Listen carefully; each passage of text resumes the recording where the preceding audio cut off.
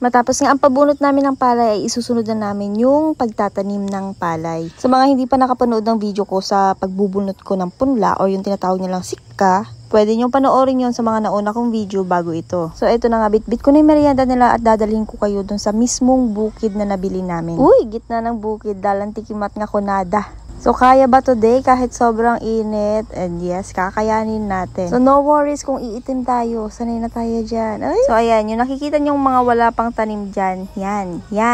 Basta yung mga tataniman pa lang dyan, yan yung sa amin. Ikaw na magmamanit. Isa-isa lang lang, Kel. Yan, ganyan. Yung ugat ang hawakan nyo nga parang detail ko. Ugat. Ay, ugat. Ugat, yan. Yakin ko ng tabanda nga ito kan mo. Kasama ko nga pala si Ate Julie. Gusto niya rin daw matry ito. So, bali first time naming dalawa yung pagtatanim ng ganyan. Yes, farmer ako sa Japan pero hindi naman kasi ganito yung ginagawa namin doon. And kahit na may palayan kami doon sa Japan, hindi naman kasi ganito yung way nila. Puro machine na doon, di ba? Puro kikay na. Ay, kikay. Ano ba tawag doon? Puro makina na. Mga traktor na pangtanim, mga ganun. So, sabi ko nga sa una kong video, gusto kong matry lahat ng ganito. Kung paano magsimula. Basta ganun. I want to try. Ganon. Nung sinusubukan ko nang magtanim ng ganito, napagtanto ko na literal talaga na nakayoko mga bi.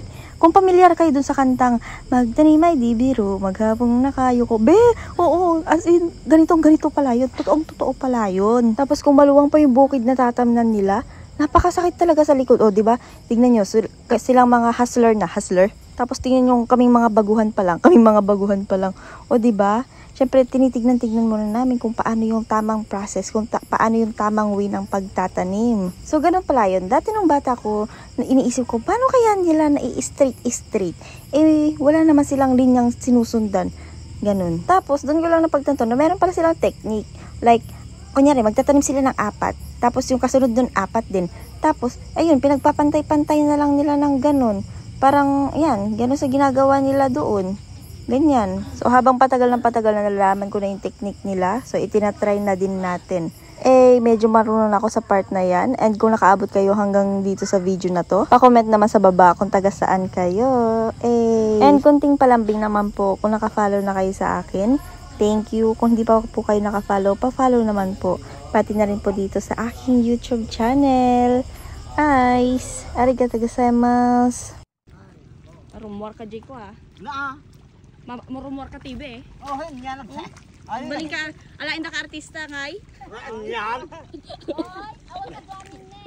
Dapat dota. Dapat dota jajay. Wala. Okay, kahit ko sa labay tama. Alain na kang artista. Kailangan talaga na kapag nagtatrabaho kayo na sobrang pagod, dapat ganito, masaya lang. Para napapadali yung trabaho, ang gaan ba? Ang gaan sa pakiramdam, like ganito. So napansin ko masiyahin sila, masayahin. Basta ganun, napansin ko masayahin sila, kaya feeling ko mapapadali yung trabaho nila. O diba? After nga namin maghatid ng merienda at makitanim-tanim, ay umuwi na din kami. Tingnan mo si Ate Julie, ay nahulog pa. Pagod yarn, te. Tuwang-tuwa nga din si ate kasi first time niya din daw matry ito. Nagpapasalamat siya kasi sinama ko. Salamat din po sa pagsama. Pag-uwi ko nga galing bukid ay nagtimpla kaagad ako ng aking favorite na drinks na Shipu Apple Juice by You Glow Babe. Lately nga ay lagi tayong babad sa initan kaya naman hindi ako nag-i-skip sa pag-inom ng aking favorite juice. Habang umiinom ka nga pala nito ay mararamdaman mo yung kakaibang refresh. Plus nakaka-glow and nakakatulong din sa pampababa ng timbang. Kaya try nyo na din.